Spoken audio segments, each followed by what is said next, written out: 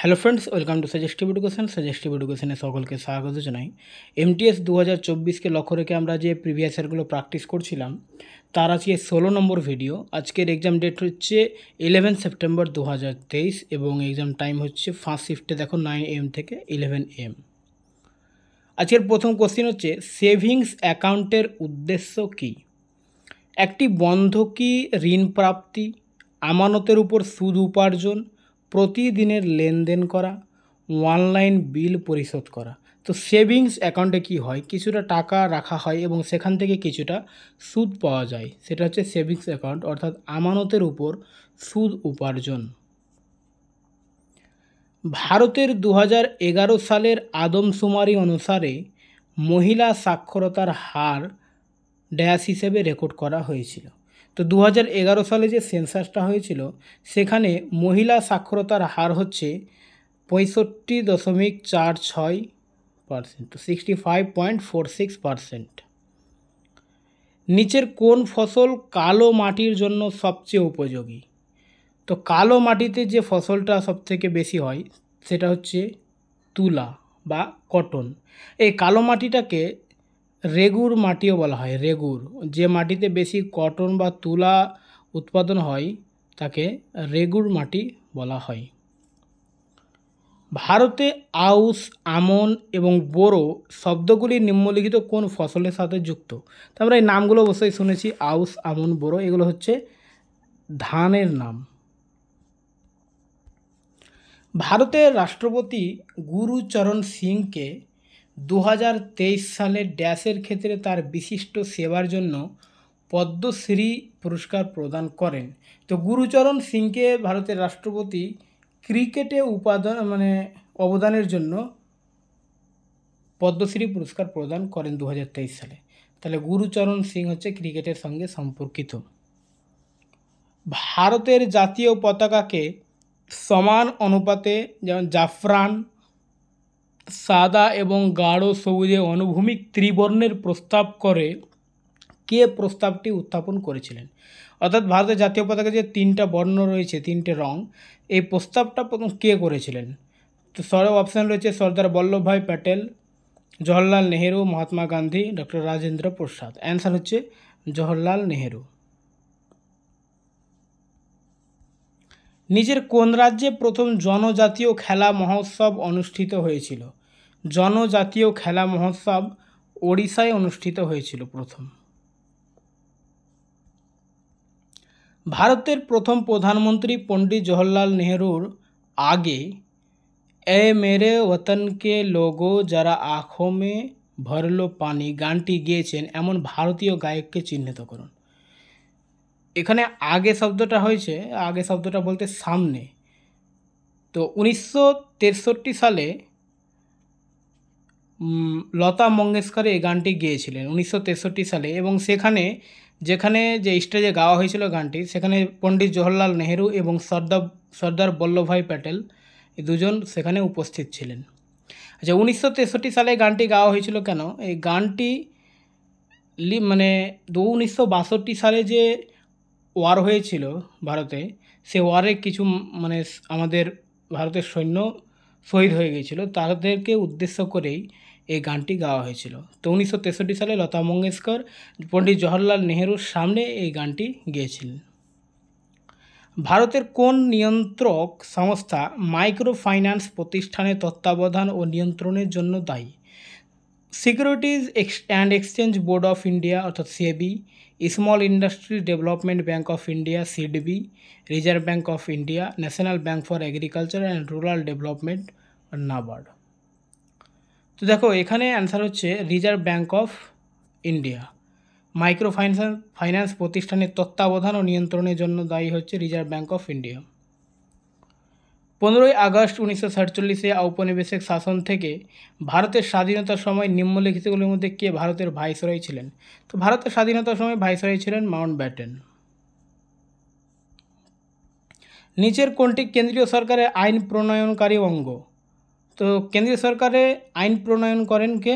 সংসদে আইন প্রণয়ন হয়। কোনো আইন তৈরি হলে সেটা সংসদেই তৈরি হয়। দ্রুত নগরায়নের কারণে মানুষের জীবনধারা মারাত্মকভাবে পরিবর্তিত হয়েছে। এই ধরনের পরিস্থিতিতে স্থূলতা একটি প্রধান স্বাস্থ্য সমস্যা। নিচের কোনটি স্থূলতার কারণ? তো নিচের স্থূলতার কারণগুলোর মধ্যে হচ্ছে উচ্চ ক্যালোরিযুক্ত খাবার অত্যাধিক গ্রহণ, অর্থাৎ বেশি ক্যালোরিযুক্ত উচ্চ ক্যালোরিযুক্ত খাবারগুলো গ্রহণ করলে স্থূলতা, বা যেটাকে স্থূলতা বলতে মোটা শব্দটা ব্যবহার করা হয়। 2023 সালের 68 অর্থাৎ 68তম ফিল্মফেয়ার পুরস্কারে সেরা প্লেব্যাক গায়কের পুরস্কার কে জিতেছেন পুরুষদের মধ্যে? তো সেরা প্লেব্যাক গায়কের পুরস্কার জিতেছেন অরিজিৎ সিং। আর যদি এটা কোশ্চেনটা এবারে 69th ফিল্মফেয়ার অ্যাওয়ার্ড দিয়ে আসবে, তো এবারে জিতেছে ভূপেন্দর বব্বল, ঠিক আছে, ভূপেন্দর বব্বল। আর 2023-এ জিতেছিল কে? অরিজিৎ সিং। তো ওই নামটা অবশ্যই মনে রাখবে, ভূপেন্দর বব্বল। এবারে 69 যে ফিল্মফেয়ার অ্যাওয়ার্ড হয়েছে সেখানে তিনি পুরুষদের মধ্যে সেরা প্লেব্যাক সিঙ্গারের পুরস্কার পেয়েছেন। শ্রী নারায়ণ ধর্ম পরিপালন যজ্ঞম কোথায় প্রতিষ্ঠিত হয়েছিল? তামিলনাড়ু, কেরালা, কর্ণাটক, তেলেঙ্গানা। অ্যান্সার হচ্ছে কেরালা। কে বিখ্যাত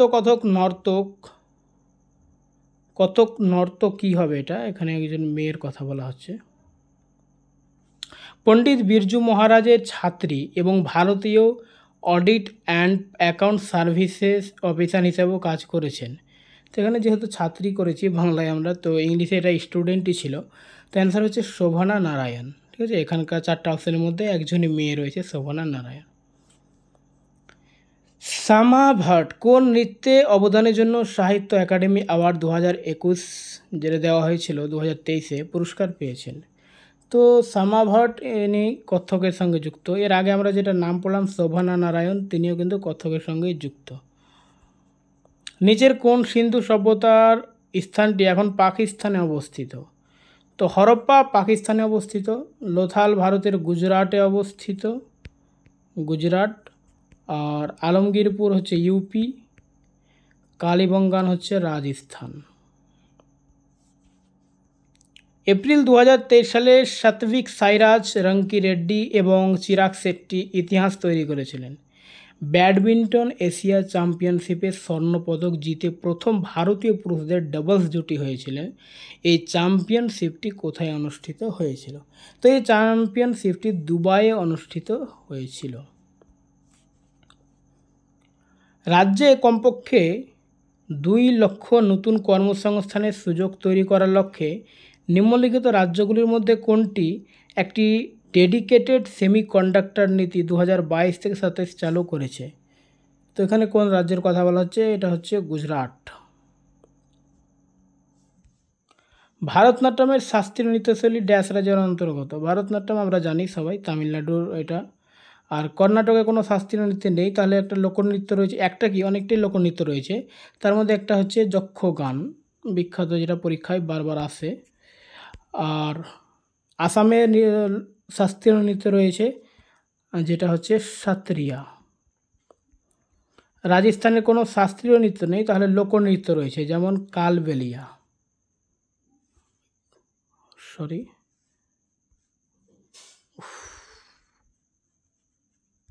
কালবেলিয়া। এবং এছাড়াও রাজস্থানে রয়েছে ঝুমর, তারপর রয়েছে গিদ্ধা, ভাংড়া, এসব রাজস্থান, ভাংড়া গিদ্ধা পাঞ্জাবের, আমি ভুল বললাম। আর কালবেলিয়া ঝুমর হচ্ছে রাজস্থানের, ভাংড়া গিদ্দাটা হচ্ছে পাঞ্জাবের। ভারতের নিচের কোন উপদ্বীপীয় নদীটি পশ্চিমে প্রবাহিত নদী? তো বাকি দেখো এখানে কাবেরী, গোদাবরী, কৃষ্ণা এগুলো সব বঙ্গোপসাগরে গিয়ে মিশেছে, এটা পূর্ববাহী নদী। আর নর্মদা আরব সাগরে মিশেছে, যেটা পশ্চিমবাহী নদী। ভারতের সংবিধানের কোন অনুচ্ছেদগুলি কেন্দ্র এবং এর অঞ্চল নিয়ে কাজ করে? তো প্রথম যে ভারতের সংবিধানের প্রথম অংশটাই 1 থেকে 4টা আর্টিকেল রয়েছে, যেটা সংবিধানের কেন্দ্র এবং রাজ্য নিয়ে কথা বলছে, ঠিক আছে। তারপরে পার্ট 2-এ 5 থেকে 11 নম্বর যে আর্টিকেলগুলো রয়েছে সেটা সিটিজেনশিপ নিয়ে কথা বলছে। তারপর 12 থেকে 35 সেটা হচ্ছে পার্ট 3, যেটা ফান্ডামেন্টাল রাইট বা মৌলিক অধিকার নিয়ে কথা বলে। আর পার্ট নাম্বার 4 যেটা, সেটা হচ্ছে 36 থেকে 51 পর্যন্ত আর্টিকেল। এটা DPSP, directive principal of state policy নিয়ে কথা বলে। দ্য গ্রেট ইন্ডিয়ান নোভেল ড্যাশের একটি ব্যঙ্গাত্মক উপন্যাস। তো গ্রেট ইন্ডিয়ান নোভেল এটা লিখেছেন শশী থারুর। ঢালাইয়ের জন্য ব্যাপকভাবে ব্যবহৃত অ্যাসিটিলিন নামক ম্লান ইথারিয়াল গন্ধযুক্ত বর্ণহীন গ্যাসের পদ্ধতিগত নাম কি? এটা অ্যান্সার হচ্ছে ইথিন। সঠিক জোড়াটি চিহ্নিত করুন। 7 সামার্স মূল, এখানে একটু টাইপিং মিস্টেক হয়ে গেছে। এটা হবে Mulk Raj Anand, MULK। Mulk Raj Anand, the white tiger Kiran Desai, suitable boy Amitav Ghosh, the inheritance loss. এগুলো দেখো বাকিটা ভুল রয়েছে। এই সুইটেবল বয় আমরা এর আগে পড়েছি। এই সুইটেবল বয় লিখেছেন বিক্রম শেঠ। আর এখানে 7 সামার্স মুল্করাজ আনন্দ, এটাই শুধু ঠিক রয়েছে। তো অপশান এ হবে অ্যান্সার। ওকে।